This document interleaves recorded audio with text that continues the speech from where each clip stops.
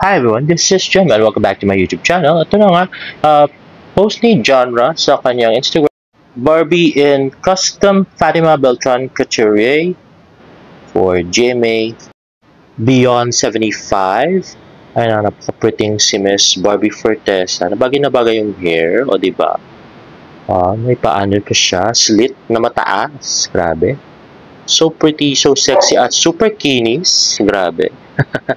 I so love it. O, diba? Puti ng legs. At yan sila Fatima at saka si Genre.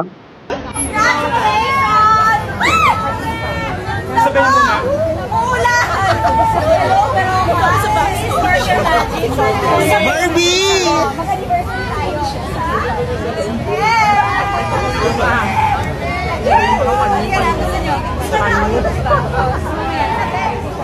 Barbie! Hello! Hello! Ang ganda mo. I love it. Meron akong Barbie Fortesa. Yes, meron kang Barbie Fortesa.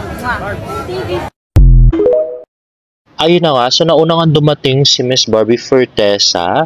Tapos dumating si David. Barbie! Kulo nyo eh. Sino pang next? David na lang para para nila pakilala sila. David ikaw. O, diba, pinasunod lang si D. So, hindi naman sila sabay dumating. Pinasunod lang, para lang daw magkakilala sila. Kaya pinasunod si D, ganun. Grabe. Bang David. Ganisa pa yan. Ganda na. So, ito nga sa mga naunang in-upload na video, mukhang hindi sila nagkukumustahan. Pero meron naman silang video na nagyakapan sila. So, i-upload ko mamaya. Super Slay, Queen Elsa, Barbie Fortesa. Ayan na nga, napaka-pretty si Barbie. Ayan. So, on the red carpet. At napakataas ng kanyang slit. Grabe.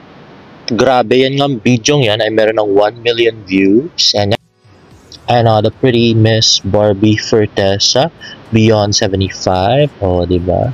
Nagyayaya. May paganya-ganya pa si Barbie. Grabe. Iba-ibang angulo. At the very cute Miss Barbie Fortesa. Ayan na nga. And next.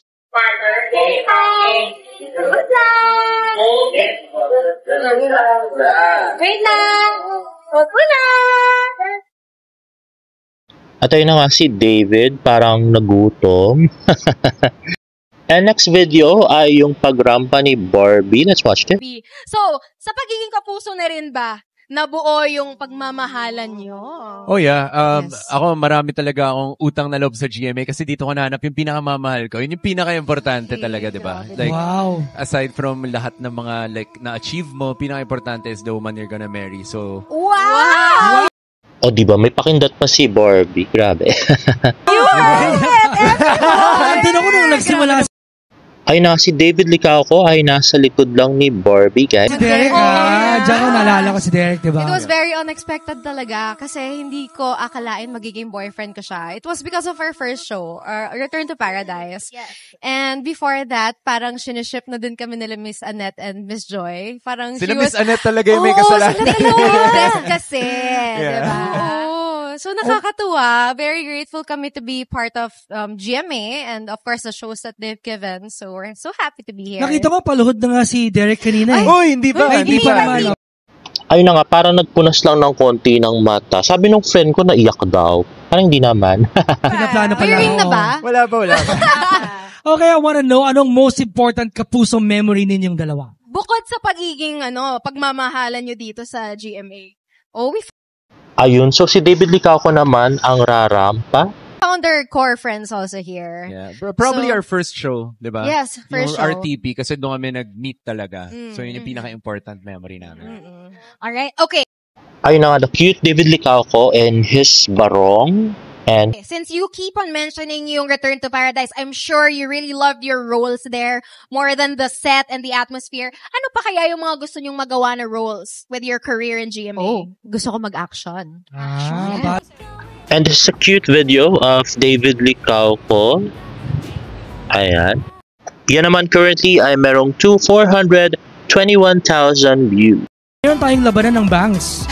Ayan. Ito na nga. Tingnan mo naman yung bangs mo. Pinansin kasi ni David kung sadya daw to eh. Ano ba yan? Ano Sinadya to? mo ba yan? Uso to ngayon. Ano ka ba? It's a Gen Z look. Diba? Sa kanya, she bangs. Sa'yo, he bangs. Hiba. Ayan, diba? Yes, eto na nga, nandito na sa wakas ang pambansang Ginoo in his barong, David Licauco. Ayun na nga, the very handsome David Licauco in his barong. Ayan na, cute. So David, can you believe how much has changed simula nung pinakita mo yung maginoo mong self sa Maria Clara at Ibarra? A lot has changed, definitely. Pero I think I'm still the same person. Still the same person. Diba? I guess I'm just busier now. Busier with Mas your maraming- businesses Yeah, then? businesses, shows. Ayun na nga, so we're still waiting for David Licauco to be in Beauty Empire. Endorsements. So, yeah, just have more responsibilities, I guess.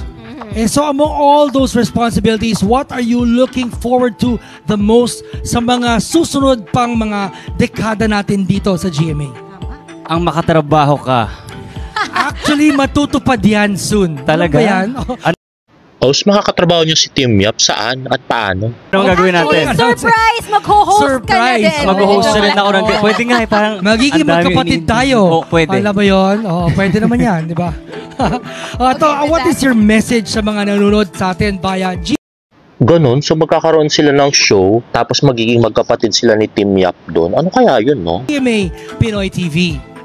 Hi, mga kapuso ng GMA Pinoy TV. Sana ay masarap yung pagkain nyo ngayon.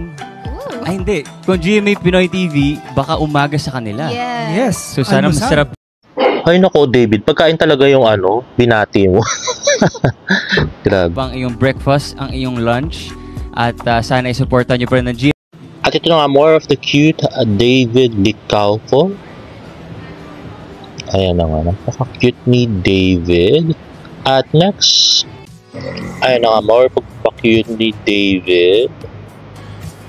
At yan. So, smile lang. Paside ng... Ba't paside siya ng ulo dun?